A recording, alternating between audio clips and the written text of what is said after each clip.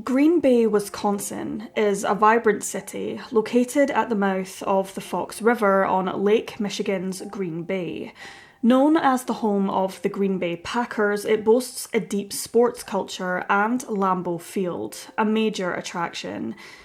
Amber Wilde was born on March the 26th, 1979, to parents Steve Wilde and Julie Ketter. Originally from Campbellsport, Fond du Lac County, Wisconsin, 19-year-old Amber showed remarkable dedication to her education and future career very early on. She was an endless planner by all accounts and was described by friends as very outgoing and very determined. While still in high school, she began taking courses through the University of Wisconsin, managing to earn 2 years' worth of credits in just 1 year at a local community college. Her hard work earned her a full scholarship, and she planned to pursue a career in pediatric medicine. By 1997, Amber had graduated from high school and completed her associate's degree. She had recently transferred to the University of Wisconsin-Green Bay to continue her studies and was just 3 weeks into her new pre-med program when she mysteriously disappeared. At the time, Wilde was just 4.5 months pregnant, with her baby due in February of 1999. She was also on the student government and held down some part-time jobs. On September the 23rd, 1998, Amber last spoke with her family, specifically her father, who lived in Mayville, at approximately 7:16 p.m. over the phone, following what was described in newspapers at the time as a minor car accident near University Avenue at Interstate 43. Although she was not seriously injured, the 19-year-old hit her head on the windshield and reported having a headache afterwards, possibly suffering a concussion. She had reportedly visited the hospital or spoke to the school nurse, sources conflict, and was later discharged. She told her father, who described his daughter as upbeat despite the situation, that she was headed back to her apartment as the car wasn't too badly damaged, and asked her father to call her to wake her the next day before an afternoon class commenced. Later that same evening, the other driver involved in the crash called Amber's apartment, located in the 2000 block of August Street, to discuss damages, but they didn't seem to appear to come up with a solution. Amber had rear-ended Heather Trestrail's vehicle, but luckily neither car was badly damaged.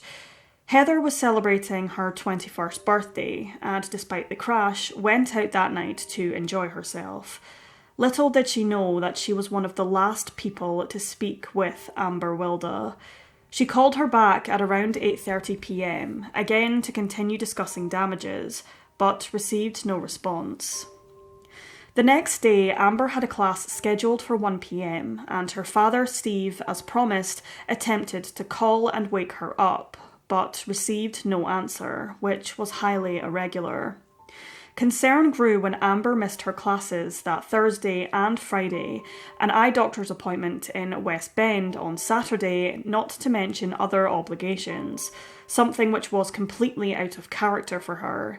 Concerned, her father drove to her Green Bay apartment, but found it locked, and subsequently reported his daughter as a missing person.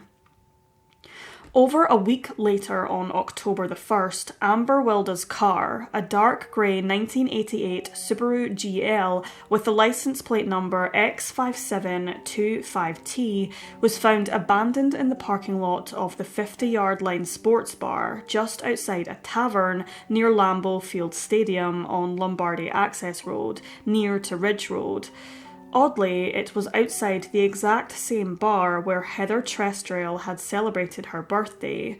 She told newspapers later, quote, "It's weird. How does a girl run into you one day on your birthday, then her car shows up where you went the night of your birthday? It was an odd coincidence." The location itself, where the tavern was located, no longer exists. Amber's car was mysteriously left unlocked, with the keys still in the ignition, and the driver's seat had been pushed all the way back, suggesting someone taller than Amber had last driven it. Upon inspecting the trunk, Wilde's purse, which contained her phone book, and her cell phone were discovered, where she typically kept them, in the trunk and on the seat respectively. Authorities questioned whether the car had been in that location the entire week she had been missing, as it had an unexplained 900 additional miles on it since its last maintenance service. This discovery deepened the mystery of Amber's disappearance, as there were no clear signs of her at the scene, nor any evidence to indicate where she was or what had happened to her. The family simply could not account for the mysterious mileage. Amber's family maintained that her disappearance was highly out of character, as she was not the type to leave without warning. They also did not believe that she would have taken her own life, especially since she appeared optimistic about her future. Wilde had no involvement with drugs or alcohol, and her plans for the future were well in place. Her aunt had even offered to care for her baby once it was born, so Amber could complete her education. Police initially were allegedly of the belief that Amber had disappeared of her own accord, as she had reportedly expressed disappointment in getting pregnant as an unmarried woman to her mother, but was not upset or depressed about it. She was dealing with the pregnancy responsibly, planning every detail about what direction her life would take following the birth. However, the discovery of her abandoned vehicle threw this theory of disappearing of her own volition into doubt. She had a strong and close-knit family unit who were helping her navigate this unexpected chapter in her life. By all accounts, she was looking forward to it. At the time, various searches for the 19-year-old were conducted without success, despite utilising bloodhound canine units, psychics, a private investigator from Sheboygan County, and appealing to local hunters to keep an eye out in the area. Sadly, nothing of significance was found. It was as if Amber had vanished into thin air. Her father told the media, quote, "I'm trying to be optimistic. I am still relying on someone down the road recognising her from one of the flyers and telling us where they saw her." Her mother said of the police search and investigation, quote, "I think they're doing a pretty good job, but in my view, and I'm sure this is any parent's, they're not doing enough." Authorities strongly suspected foul play in Amber's disappearance and have conducted several searches and excavations for her body over the years throughout numerous counties following some tips and leads, but these efforts have unfortunately been unsuccessful thus far. Her phone, credit card, nor her bank accounts have been used since she vanished in September of 1998. Despite lack of leads, however, her parents continue to speak to the media on countless occasions throughout the months and years following, renewing appeals to the public and keeping their daughter's name and photograph in the public eye. Their stoic efforts did not go unnoticed. They hung posters and handed out flyers at Packers games and held a number of vigils and fundraisers to raise awareness of their daughter's disappearance, whilst raising reward money for information. Some of the reward funds raised were given to local charities and clubs, and even a scholarship was created in Amber's name. A significant development came to light in 2016 when the police identified Matthew John Schneider, the father of Amber's unborn child, as a lead suspect in the case, having kept his name from the media for quite some time. He was 21 years old at the time she vanished. Prior to her disappearance, Amber wrote about her situation in detail in her diary.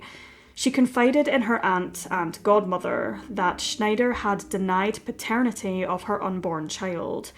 Following Schneider being named as a suspect, Amber's aunt told the Green Bay Press Gazette, quote, "I believed it from things Amber had told me. I had my suspicions about this from day one, after she went missing." Amber had met Schneider at a party in May of 1998, and at the time her baby was conceived, he was actually engaged to another woman. Amber revealed her pregnancy to her parents and both Schneider's fiancé and his mother about a month before she disappeared. which, according to entries in her diary, which were uncovered by the police, enraged him. According to Amber's diary also, his fiancée was livid at the situation. Schneider had pressured Amber to have a termination, but she refused. He had made numerous efforts to contact her in the 2 weeks prior to her disappearance, specifically to meet up with her, all of which were ignored. Despite evidence to the contrary, Schneider later told police that he barely knew Amber and denied having a sexual relationship with her. However, phone records revealed approximately 60 calls exchanged between the two, and Wilde's family confirmed that they had been seeing each other for about 4 months. Police noted that Schneider also displayed no apparent concern for Amber's welfare following her disappearance. Despite getting a lawyer, Schneider refused to cooperate with the authorities. Although no one has been charged in Wilde's case, authorities are treating it as a homicide. One prevailing theory is that Schneider, who worked as a highway labourer, may have buried Amber's remains under Highway 29 from Green Bay to Wausau, which was under construction at the time of her disappearance in 1998. In court documents which were unsealed in 2016 regarding the disappearance of Amber Wilde, it came to light that there was a second person of interest in this case, none other than Schneider's colleague Nick Petit, who may have been his accomplice. Petit told police that his girlfriend claimed to have seen Amber in her silver Subaru in Wausau, giving a detailed and accurate description of the vehicle, which seemed to add credibility to his claims, as authorities had not released these specific details about the vehicle to the public by that time. Nick Petit told investigators in 2014 that Schneider told him he spent the night of September 23rd at the movies and had dinner alone. The two had only known each other for a few months and were not close friends, according to Petit, though his wife later testified that they had known each other long before they worked together. Petit had arrived home himself from work that night at around 6 p.m, but could not recall his own movements. Some believe he could have been an accomplice, however, claimed they weren't close enough to, quote, risk everything for helping Schneider out with anything concerning Amber Wilde, despite the fact Petit was later asked to be an usher at Schneider's own wedding, which depicts a much closer friendship than they both claimed. Petit claimed he spoke to Schneider twice since the year 2000. However, investigators called Petit Schneider's constant companion, with Schneider's own wife claiming the two kept in regular contact. Search warrants for phone records were conducted in 2015 in order to establish if the pair had been in contact in regards to the crime in recent years. A proffer letter was sent to Petit in July of 2014, and authorities wanted to see if this was perhaps discussed between him and Schneider over the phone, but publicly this information or any developments that came from these warrants are unknown, as the investigation is ongoing. All that is known is that there are several Excel sheets and PDF files containing records of the pair's phone calls and text messages, which may or may not hold the key to solving this case. Both men stopped talking to the police many years ago now and refused to take polygraph tests as per the investigators' request. No arrests have been made due to lack of evidence, but police are almost certain that Amber is sadly deceased. The investigation is now classed as a homicide. Despite Schneider being considered a person of interest in the case and his lack of cooperation with the investigation, Amber Wilde's disappearance remains unsolved, leaving her family without answers or closure. Authorities are hopeful that with advancements in DNA and forensic technology, that someday Amber's case will be solved. Green Bay detective David Graff spoke to the Green Bay Press-Gazette regarding the likelihood that Amber is no longer alive, saying, quote, With her strong family ties, and she was determined to finish school, and the things she said about her pregnancy, there's just no way she vanished. Amber's family have openly stated that they are continued to be satisfied with the police's continued efforts to keep Wilde's case as a priority, and are glad that the case has not been left on the back burner and forgotten about. As the years have passed, Amber's loved ones have resigned themselves to the likelihood that the 19-year-old is no longer alive. Her father, Steve, told the Green Bay Press-Gazette 2 years after his daughter's disappearance, quote, "As much as we would like to be optimistic, it's almost impossible to imagine her still being alive. It's still not getting any easier, but I'm just making it through the days." He concluded by saying, quote, "We really need an answer. We need to know where she is. We'd like to put an end to this." Amber's mother, Julie Ketter, also said, quote, "I know it's highly unlikely that she's still alive, but you never lose hope because in my case, there's no proof that she isn't. So you hold on to that little something yet. I do still have hope, and I'll hold on to that as long as I can. Justice can and will be done." Her parents have their own thoughts as to what Amber would be like now. Quote, "She'd be a doctor with a child. I'm sure she'd be accomplishing everything she would have wanted or would have set out to do because she was just that type of person."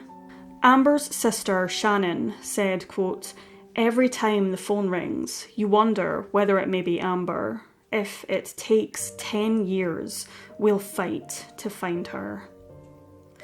At the time of her disappearance in 1998, Amber Wilde was 19 years old.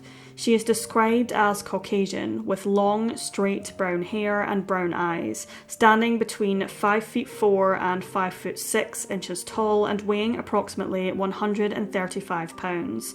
She had 8 piercings in each of her ears, all of which were small gold hoop earrings. Wilde was 4 months pregnant and was due to give birth in February of 1999. She may have been suffering concussion following a slight head injury sustained in the car accident, which occurred on the day she was last seen alive. What Amber was wearing on the day she vanished is sadly unknown. Due to the nature of this case, Amber is classified endangered missing, despite authorities stating they believe the case to be a homicide. There was a $10,000 reward fundraised by her family for information posted at the time. However, it's unclear if this reward still remains active. If alive today, Amber would be 45 years old. Those with any information regarding the disappearance of Amber Wilde are urged to contact Green Bay Police Department at 920-448-3221.